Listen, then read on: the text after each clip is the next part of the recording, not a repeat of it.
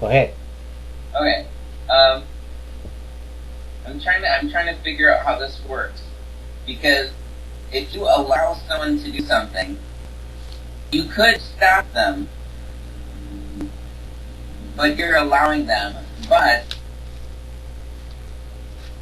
they're doing something contrary to you. Oh man, I wish my brain was working better.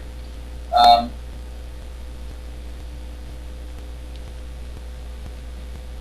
Yeah. In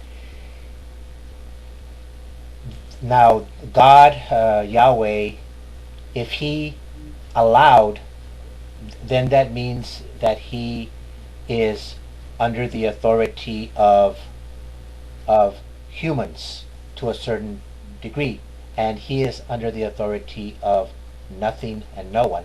So the word allow, God allows, is a lie because God, Yahweh, the Creator, does not allow, but within the but within the human realm, the word allow is an attribute just for humans, but it's not for God because God purposes, which is different from right. allows. I think I figured out the problem with it. Okay. If he allows it, that means that um, he's not the originator of it. He's not oh, I can't think of the word. Yeah. The originator. The one that started it. Yeah. The one that he's not. It didn't start with him. It started with somebody else. Commencement. It starts with somebody else. But then you can say, well, what is there besides the creator? What is there besides Yah? What has not started with him? Everything starts with him. He's the originator, the purpose, the creator. I mean, everything that is has its origin in him. So to say that he allows something means that there's something that either happens or is produced or comes about that does not find its origin in him, and that's impossible. Awesomely stated there, my friend. Thank you, because I knew there was a problem with the whole concept of him allowing things. I just couldn't articulate it in a way that was concrete. You know, I couldn't articulate the concrete problem with it, and I think that's the concrete problem. Well, you just did. You use gold and concrete right there with diamonds, my friend. Oh, awesome! Thank you. Yeah, you're welcome. He can't allow things. He causes things to happen one way or another.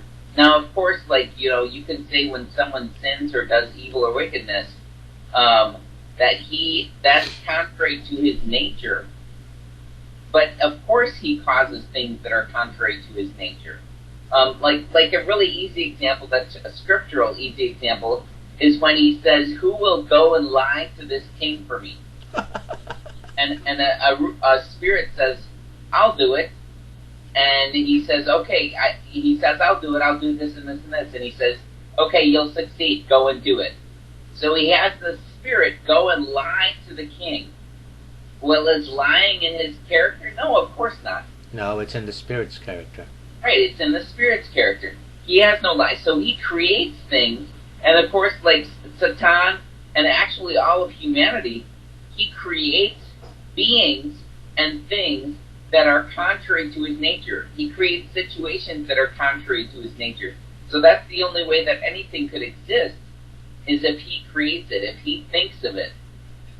So him allowing doesn't make any sense because it doesn't find its origin in him. I think that's right. Definitely right. Allowing.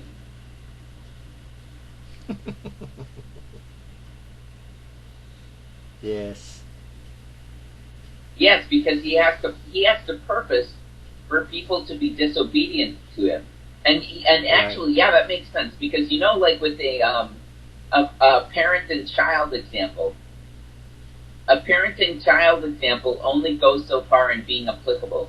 because your child is not in your absolute complete control. But with the Creator, everything is in His absolute complete control.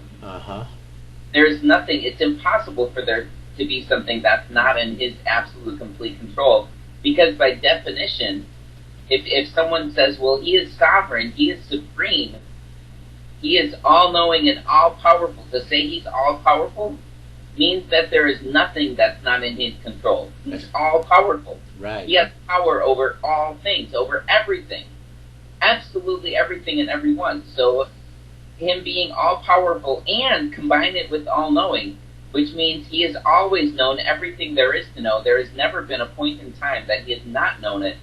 So anything that happens, any kind of sin or anything, He's always known about it. So, like, if He wanted to prevent something, oh my gosh, that would so much not be an issue. When would He not be able to prevent something? He would have all the power and all the knowledge to prevent anything at any time. Right. So of course He could prevent it. So no, the only reason there's disobedience is according to His purposes. And of course, you see in Scripture where He's saying, don't sin, don't choose the evil, choose the good. Well, He's purposing for people to be disobedient to the point that He has to say that. And then He's purposing Himself to say that at that point in time. Like, He's always known that He's going to say that at that point in time. And then He's always known what the people's reactions are going to be. And of course, He's purposed for them to have those reactions. And I believe it's because of, I believe one of the reasons is because it's growth. He's growing people, and that's part of why He does this. But the whole situation, the whole scenario, He's purposed. Okay, I'm going to purpose for you to disobey, and then I'm going to purpose for me to reprimand you and to give you these, to offer you this choice of good and evil, and then I'm going to purpose for you to further disobey, and then I'm going to purpose for me to punish you. And all of what I'm purposing for it to happen, all of what I'm in control of happening, is for the sake of growth, and for the sake of knowing me more, and for the sake of love. Yep. And there is no allow in that. No, there's no allow. The Creator does not allow. Yep. Cool.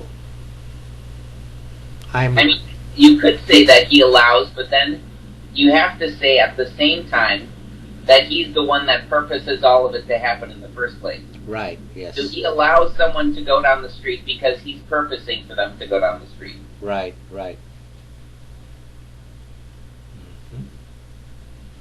Very good. And any conclusions? I'm gonna stop the recording. Oh, you're recording? Oh, that's awesome. Yep. No, I think that's it. I think that's it. Yeah. Yeah, He's the originator. He's the causer. He's the one in absolute complete control. There is absolutely nothing outside of His control. Yep. And since He is all powerful and all knowing, He has power over everything. And I mean, you can take it down to like the molecular level. Well, He's the one that makes the molecules move. He's the one that gives us our thoughts.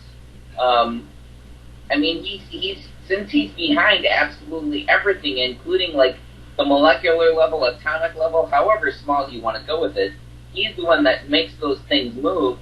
He's the one that gives us our brain and our mind and causes our thoughts to happen.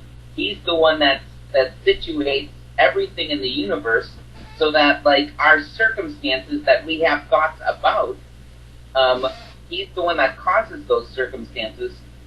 So yeah, He's in absolute complete control over everything from the smallest to the largest, from as far back in time as you want to go to the future, to all of it, all of the circumstances, all of the thoughts that we have about the circumstances. Yep. Everything. Yeah. Yep. Okay, thank you. Uh-huh.